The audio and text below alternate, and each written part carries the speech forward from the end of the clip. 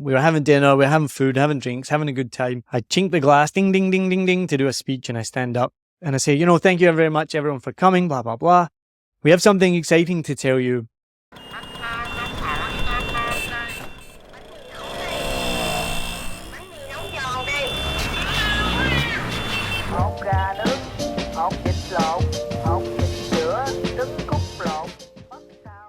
Welcome to another episode of A Vietnam Podcast with me, your host, Niall Mackay.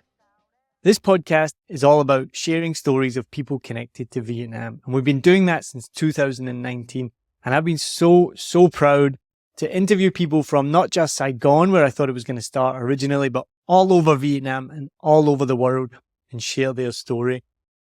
Now, one thing I realized was there's one story that hadn't really been shared, and that was mine. So if you listen to enough episodes, if you get to know me, then you'll know my story or you'll know little bits of it. But I realized that I've got a lot to share as well. So for this episode, I'm going to go back to the question, how did you end up in Vietnam? Because I get asked that quite a lot, especially when I meet people through podcasting or I meet new people. My wife and I, Adrie, who you've probably heard me talk about so much, and she's obviously a big part of my story, and she's going to be featuring on the podcast soon if I get my way. We've been together now for 13 years. Just had our 11th wedding anniversary, and we've been in Vietnam for 8 years. And the biggest thing we tell people is we came here for 6 weeks, and 8 years later, we're crazily still here. It's likely we'll be here for over a decade and even longer. So before I get into all the rest of those things I mentioned, like how do you get a visa? Why do we live here? Do we enjoy it? Let me share with you, how did we end up here? So Adrie and I met in Australia, in Melbourne. I was working there. She was traveling to visit her sister and travel around Australia.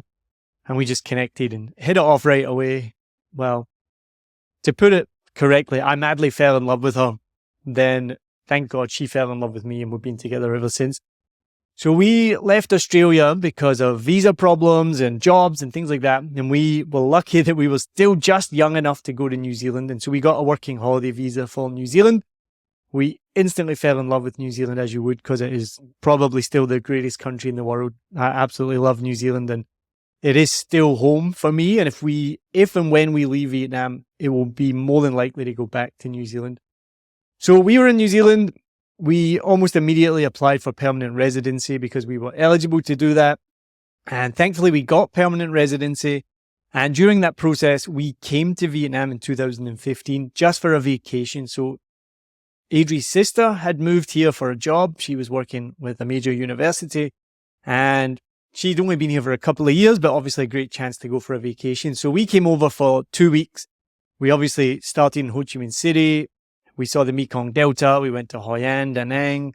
We went to Hanoi. We went all the way up to Sapa. We did a trek along the mountains up there in Sapa. We didn't go up the mountain. And just overall, absolutely fell in love with the place. So as soon as we got back to New Zealand, the first day we went straight to the Asian supermarket where we could find rice paper and make our own spring rolls. We didn't realize it's one of those things. Have you heard that exercise where if somebody asks you to find items, can you think of items in the room of the color blue? And you look around and you can name them all. And then you say, did you see anything red? And you go, no, I never saw anything red. And you go, look again. And because your attention's been drawn to it now, you see all these red items in the room. It's all about where you put your focus, right? So really similar. We got back to Wellington. We'd been there for years and we actually had no idea there was several Vietnamese restaurants right within like a 1-block radius of where we lived. So we spent most of the weekend eating Vietnamese food, drinking Vietnamese coffee. I've shared this story on the podcast before. We went into one Vietnamese restaurant and they had ba ba ba and we got so excited because we'd just been drinking lots of ba ba ba when we'd been in Vietnam. Then we looked at the price and it was like 8 or 9 New Zealand dollars. And so immediately we were like, no, there's no way we're spending 8 or 9 New Zealand dollars on a beer that we just were spending $1 on.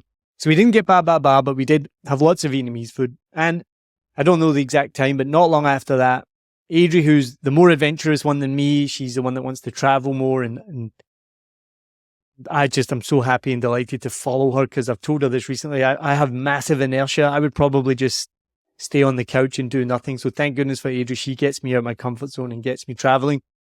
And she said, look, why don't we save up for the next year and we'll go to Southeast Asia. We've never really done it. And we'll do a proper trip. We'll go around as many countries as we can afford to.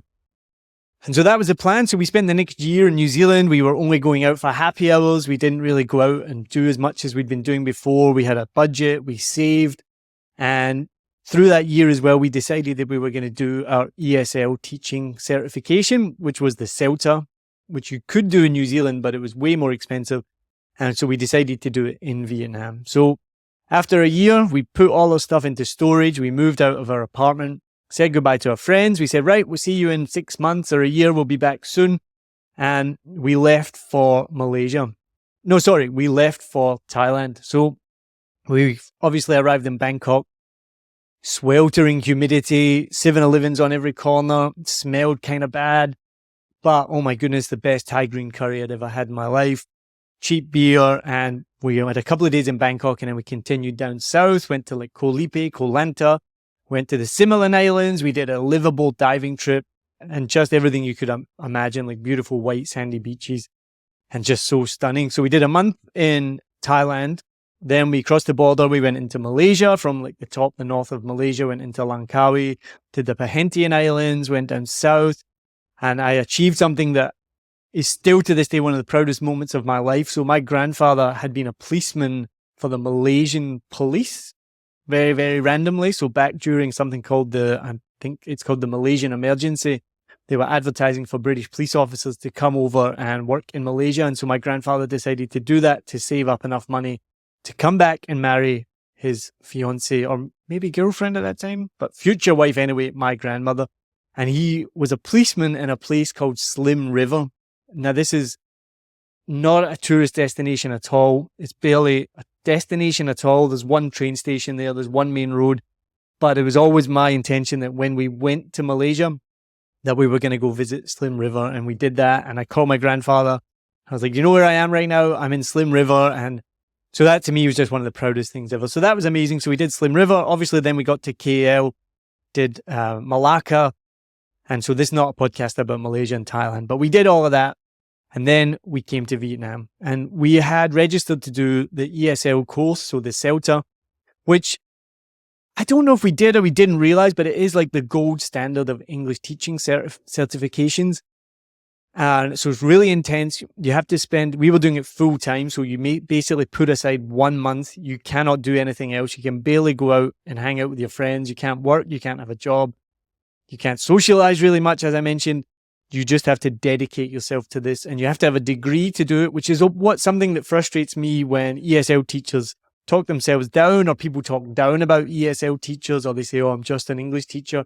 Every single English teacher in the school that I worked at, which was ILA, already had a degree in something. So you have a degree, that is incredible. And then you had to have a CELTA. At the time, it's changed now. They've lowered the entry barrier, but at the time you needed a CELTA, which was the gold standard of teaching. So these people were highly qualified, and we did the course. We arrived in Vietnam, obviously caught up with Adrie's sister, went out for more ba ba ba and banh mi, reacquainted with Saigon. We were used to the heat by now. At that point, we were still backpackers, so we didn't have many clothes, so we had to go out shopping. There wasn't the same amount of stores that there are in Saigon now, and I talk a lot about how Saigon has changed so much, and that's one of the things now you just take for granted, that there's a Muji and an H&M and a Zara and a Mango in nearly every mall. 8 years ago, none of them existed. So if you wanted to go out and get some teaching clothes like we did, it was really, really difficult. And we spent a few days going all over the place, all different shops, getting clothes made, buying clothes to get stuff ready for the teaching course. And so we did the teaching course, spent 4 weeks, intense training, but we met some amazing people, many of whom we're still friends with to this day, even though they might have moved across the world, and just had an incredible time. So this now is one of the biggest moments, I guess, in both of our lives. I see it as a sliding doors moment. So we finished the course, and when you finish the course, you could get back, at the time, not anymore, you could get back 50% of the course fee if you took a job with ILA. There was also like a signing on bonus. There was a completion bonus. I think there was like a mid-contract bonus. And we'd obviously just been traveling for a couple of months. So we basically had spent all of our money. We've been traveling now for over 3 months, not had a paycheck in about 4 months. And And even though we'd saved up a lot of money, our money had gone down considerably. And then suddenly there's this offer on the table for all this money. And again, there's two of us, right? So you double it. So it adds up to like thousands of dollars. So money was a big consideration, but not only that, and Adrie loves to point this out, which is really accurate, we didn't feel like we were finished with Saigon or with Vietnam. So even then, Saigon was bustling and growing so quickly. The craft beer scene had just started to explode, which obviously we love craft beer, as we've talked about many times on the show. We just felt like there was more to do here. Some of those friends that we'd made on the coast were staying here as well. And I remember we went to the Bitexco Tower, which I've barely been back since. We went up to the bar, because this is a big tip. You can spend money to go to the viewpoint, which I can't remember how much it is, or you can just go to the bar and buy a drink. And the drinks are ridiculously overpriced and expensive, but it's half the price of the viewing tower, which is literally like 2 floors above. That was 8 years ago. I don't know if it's still the same, because I know Bitexco's changed a lot. But if you are going to go to Bitexco, look into that. I think it's cheaper just to go to the bar. But anyway, we went to the Bitexco bar with a bunch of friends from the coast. And some of them had decided to stay. Some of them were going to do the contract. Some of them had already made the decision that they were going to leave Vietnam. But we had a decision to make, like literally that night. We had to decide there and then, because we'd been thinking about it, where are we going to stay in Vietnam and work for ILA and teach English to children, something that we'd never done before, because in the course you're teaching young adults and old adults. Actually, it was just adults. And we just went back and forth. We thought about the money, we thought about the experience, and eventually we made the decision that night. Okay, let's do it. We'll teach you at ILA. We won't sign a full-time contract, because you could sign a part-time contract. And if you signed the full-time contract within, I think, 2 months, then you were eligible for all the bonuses, right? So we signed a part-time contract. We started teaching. We were placed in District 7, which we were living in at the time. So that worked out well. I think we moved to District 7 because we got placed there, or vice versa. I can't remember. But we were working in the Phu My Hung ILA. Now, I remember going into my first class, probably spent hours planning it. I've worked with children before. I love kids. Wasn't too nervous, or maybe I was, I can't remember. But I remember just not having a clue what I was doing. I mean, I had a plan, I was following it. But you know, the kids, they've been going to ILA for years, some of them, so they knew the routine. And then you've got to go in and pretend that you know the routine and teach them English, something that we'd never done before. And I clearly remember I went into the bathroom on the break and I sat on the toilet seat was down. I sat on the toilet with my head in my hands. And I was like, should I just leave? Like, honestly, like, what if I just run out the door? What if I just go and don't come back? I'll just tell them, like, I'll forfeit all the bonuses. I can't do it. I don't want to do it. I was so close to walking out that day. But, you know, I'm not a quitter. Picked myself up, went back into the classroom for the second half. Second half went well, managed to play a few games. And I was like, right, that wasn't so bad. I can't remember Adrie's experience on the first day. I definitely don't think it was as bad as mine, but I do remember one of the first weekends we had to work. I'm pretty sure she came home in tears one day, and she was working with the really young kids, like the 3-year-olds. I was working with the 10-year-olds, I think, at the time. And she was in tears, and so much planning going into it, and was just something that neither of us had ever done before. But thankfully we persisted, and we ended up absolutely loving it. But that, obviously before that deadline came up, we signed on for a full-time contract. So when I say to people about how long we've been here for, I say we came here for 6 weeks, which is pretty accurate. There was 2 weeks before the course, and the course was 4 weeks. Maybe one more week, then we were going to go. Depends when you ask me. Sometimes I say 7 weeks, sometimes 8 weeks, sometimes 6. But generally it was about 6 weeks. That turned into 2 months, 3 months, because we did the part-time contract, and then we signed on for a year. And we absolutely loved it. It's crazy. We had to work evenings and weekends. We went out and partied a lot. It was kind of like going back to your college days a little bit. People in ILA, they're all kind of young in their 20s. Obviously, alcohol's really cheap here. There was a really good vibe in this center, so everyone hung out together. We'd finish work on a Sunday night, go out drinking. Sometimes they would stay out. I don't think we stayed out all the time, but they would easily stay out till 6 a.m. without a problem. And then you'd have a couple of days off. You'd sleep in late because you didn't need to be up in the morning. So it's just a completely different lifestyle for that first year. You're not really eating healthily. Don't think we were going to the gym much in the beginning. Maybe eventually we did. but just what an incredible experience. So we're coming up to the end of the year and we thought, right, we kind of like this teaching thing, so let's keep doing it. But we didn't at that point really want to stay in Vietnam. And so we started to look further afield and we're saying, where can we make the most money and the best lifestyle? And so we looked obviously all over the world, kind of focused in on the Middle East because the Middle East pays really well for English teaching. But we didn't want to go to Dubai or Saudi Arabia or anything like that, where it's really oppressive to women, obviously being with Adrie, didn't want to have that. And so we settled on Oman. And Oman was the least conservative of all those conservative countries. So it was still conservative, but not to the extent where a woman couldn't drive a car or had to walk about with a hijab on all the time or cover her face, things like that. We looked into, of course, if you can buy alcohol, you could buy alcohol, but mostly in the Western hotels. So there was a few places where you could go out and have beers and socialize. And if you don't know anything about Oman, it's like long and skinny and it's on the coast. So on one side, you've got the sea and the beach. And then on the other side, you've got mountains where you can go hiking, you can go quad biking. So it looked like a really, really fun place. So we were set on that. But the biggest problem was in the Middle East, you basically needed at least a minimum of 2 years teaching experience. And we obviously only had one. So that really, when I talk about we came for 3 months, 6 weeks, 3 months, 1 year, then 2 years, it's really true. We were going to leave after that year. But then we realized we needed the teaching experience for 2 years. So we said, right, let's do 1 more year. Plus, we love it here. Obviously, Adrie's sister's here as well. And we made a lot of good friends. So it was quite an easy decision to stay for that extra year. And we were making okay money. It's not the best paying job in the world, but we were doing some like kindergarten where you could get paid time and a half. We were doing lots of hours. The worst part was working on the weekends. We couldn't do fun things. There was always like a taco fest or a pizza fest or a pool party that we couldn't really go to, or we could only go for like a couple of hours in the middle of the day. But, we still had a great time. And obviously people like Peter Seal, I don't know if I've mentioned him in the podcast before, Sandler Ernst, he's been on the podcast before, became really close friends with them, lived with them, lived in the same building.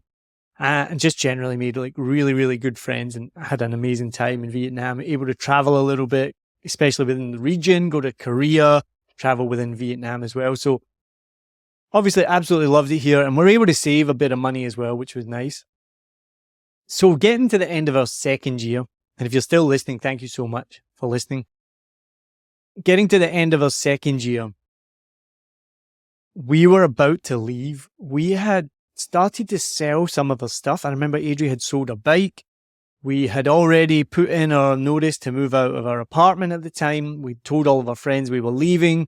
Because of the different hiring seasons, they didn't hire in the Middle East until like February. And I think now at this time was like October, November. Adrie might completely correct me. She listens to all my podcasts. She's my number one fan. And she may be listening to this and go, Neil, it wasn't September, October, but I'm sure it was. Because what we were going to do was then go to Thailand, or I think it was Thailand, and just basically chill on the beach for a couple of months and start to apply for jobs because they didn't actually start hiring until January or February. I may have the months wrong, but that plan is definitely exactly what happened. And so we were getting closer to a leaving date. We'd actually organized a leaving dinner with Adrie's sister and all our friends. And so we were going to tell them we were leaving. Now, during this first 2 years, I had been helping out a lot with the ILA community network. So my background is in fundraising. I got to Australia as a backpacker. I ended up doing street fundraising for 4 years, became a manager, somehow became one of the best in Australia at it. And then when I got to New Zealand, I ended up working for the local rescue helicopter charity, then a cancer research institute, doing different types of fundraising, not street fundraising, like community fundraising, corporate fundraising. And that was my passion in life. Like I absolutely loved that. I'd spoken at conferences, been published in magazines. So that was always something that I'd wanted to go back to do. But right now, teaching was something that I loved as well. So we were ready to leave Vietnam. I think we'd maybe even handed in a notice to ILA. I can't remember exactly. When, as that happened, an email came round saying that Rob Haggett, who was at the time the ILA Community Network Manager, and sorry, I think I missed a step out there. The community network was basically ILA's corporate social responsibility arm or charity arm, right? So they would help give education to disadvantaged kids. Teachers would volunteer in orphanages. They would raise money and then give that to charities because they weren't a charity themselves, but then they would support charities like Blue Dragon in Hanoi, Saigon Children's Charity, SOS Children's Village is one, just to name a few. And I would help them on advice and on events because, that was what I did. So the email came around saying that they were advertising for the community network manager's job, which was Rob's job. And it always had been Rob's job. And in my mind, it would be a dream job to have, but it was never going to happen because it was his. And then we were leaving. So I messaged Rob right away and I was like, hey, you're leaving? And he's like, yeah, I'm hoping that you're going to apply for this role. And I was like, sorry, man, we're leaving in like a month. So I won't be able to apply for it. And he's like, that's a shame. I was really hoping you would apply for it, get it, take over from me. And I was like, sorry about that. So again, another sliding doors moment happens when I get home that night and I bump into Adrie, or I meet Adrie outside our building and we go up in the lift together. And I say to her, did you see Rob's job got emailed around? And she's like, yeah. Are you going to apply for it? And I remember my reaction being like, no, of course not. Like, we're leaving next week or next month. We were so close to leaving. Like, we'd started selling stuff. And she's like, that is your dream job. Like, you need to apply for it. And I was like, what? She's like, look, and again, this is just a small reason why I love Adrie so much. She said, look, apply for it. If you don't get it, doesn't make a difference. We just continue with the plan that we have. If you do get it, well, we can then sit down and talk about it and make a decision. So I applied for it and sure enough, I got the job. So we had to have a conversation and it wasn't too much of a difficult decision, was that we were going to stay in Vietnam. Now, if you remember, we'd already made plans to have a leaving dinner with all of our friends and family here to say goodbye. So we went for dinner and I think it was at Chan Bistro, I think. Again, Adrie will correct me. I need to get like a correct, Adrie, I'll add her in afterwards with all the corrections. But I think it was Chan Bistro. And so we all went, we were having dinner, we were having food, having drinks, having a good time. I chink the glass, ding, ding, ding, ding, ding, to do a speech and I stand up and I say, thank you very much everyone for coming, blah, blah, blah. We have something exciting to tell you. We're not actually leaving, which was a shock across the room and people just didn't really believe us. And then I explained what happened with the job and that we were going to be staying. And so that was it. We decided to stay. I got the job as a community network manager, which really was my dream job. And Adrie coincidentally also applied to be a teaching coordinator and also got that job, of course, because she's amazing. And so that was a promotion. And she also got placed at the head office, which was also where I was going to be working from. And so instead of traveling to Thailand and then going to Oman, we took a month off. We traveled around Taiwan and forgotten now where else we went, but we went somewhere else, I think, as well. We took a month off and then we came back and we both started our new roles at the same company, but for me as the community network manager and Adrie as the teaching coordinator. So that's part one of how we ended up in Vietnam.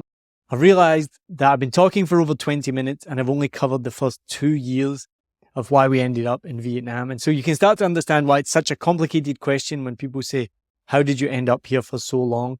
And our life has changed so much within that time. So tune in for the next episode where I will share, I guess, up to the pandemic. So the next 2 years, because those first 2 years, we really were like backpackers. We came with a backpack. I remember having like no clothes to wear when we went out somewhere.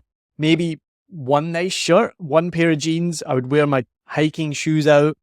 We tried very much not to buy anything, including clothes, obviously. We didn't buy an oven.